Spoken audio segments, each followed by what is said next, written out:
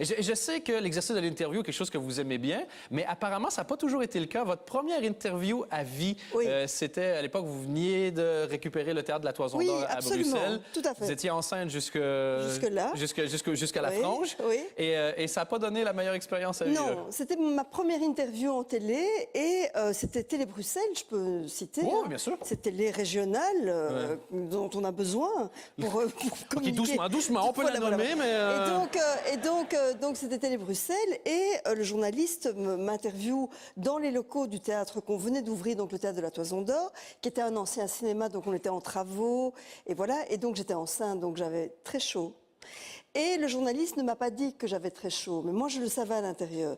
Mais le journaliste me regardait, ne me disait rien. Et en fait, j'étais en nage, donc ça dégoulinait, mes cheveux étaient collés à mon visage, mes oreilles dépassaient de mes cheveux. Vous voyez ce que je veux dire? Quand les cheveux, enfin voilà. Donc, et je suis sortie de cette interview un petit peu fâchée, et je l'ai revue, cette interview, il n'y a pas longtemps, et donc elle me fait toujours autant rire, en fait.